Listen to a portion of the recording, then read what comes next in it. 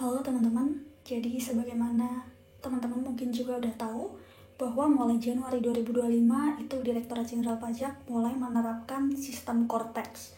Dan tentunya ada beberapa penyesuaian atau perubahan ketentuan, dan menurut saya salah satu yang cukup signifikan yaitu terkait dengan ketentuan baru pengkreditan pajak masukan PPN yang akan mulai berlaku pada Januari 2025. Nah, apa aja perubahannya?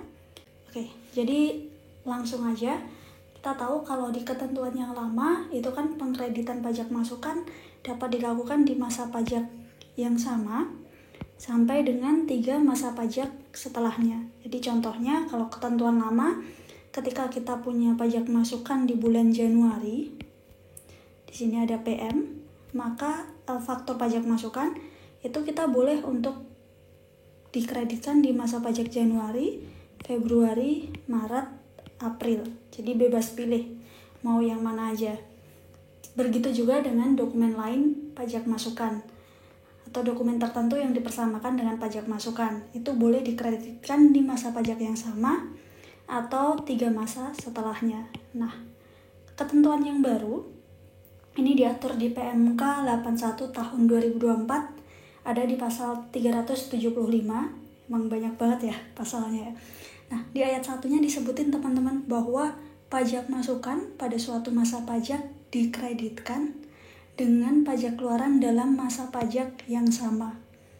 Nah, jadi artinya kalau kita baca ini, berarti untuk masa pajak Januari, ini ya hanya bisa dikreditkan di masa pajak Januari aja.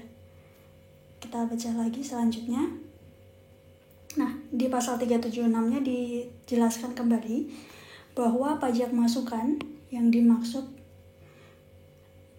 pada pasal sebelumnya 375 ayat 1 yang tercantum dalam dokumen tertentu yang kedudukannya dipersamakan dengan faktur pajak akan tetapi belum dikreditkan dengan pajak keluaran pada masa pajak yang sama, ini dapat dikreditkan pada masa pajak berikutnya paling lama sampai dengan 3 masa pajak setelahnya. Nah, jadi mungkin kalau kita simulasikan ya, untuk ketentuannya itu, jadi nanti per 2025, kalau misal kalian punya faktur pajak di bulan Januari, nah ini dia cuma bisa dikreditkan di Januari saja. Kalau faktur pajaknya di bulan Februari, cuma bisa di Februari saja.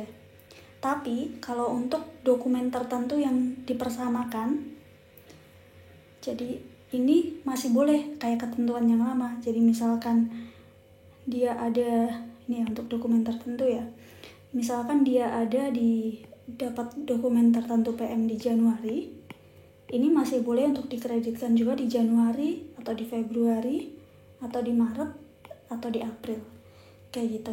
Jadi untuk dokumen contohnya kayak PIB atau mungkin tagihan dari jasa telekomunikasi yang menjadi PM, itu boleh untuk dikreditkan 3 masa pajak. Tapi kalau bentuknya faktur pajak, maka hanya boleh di masa pajak yang sama.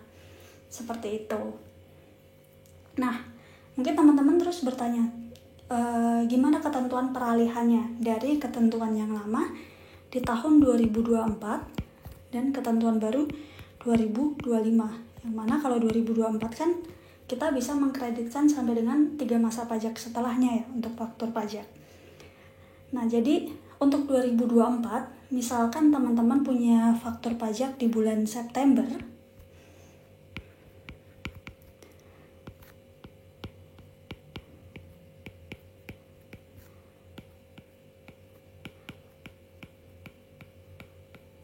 kalau punya faktur pajak di bulan September, maka ini masih boleh dikreditkan di September atau Oktober atau November atau Desember.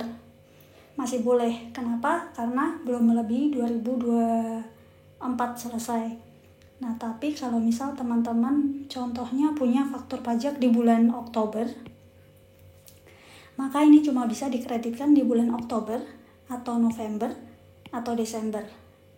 Terus kalau teman-teman punya faktur pajak masukan di bulan November 2024, maka bisa dikreditkannya di November atau Desember 2024. Kemudian kalau teman-teman punya faktur pajak di Desember 2024, maka mau tidak mau hanya bisa dikreditkan di Desember 2024. Nah, lalu bagaimana kalau di Desember kita ada lebih bayar?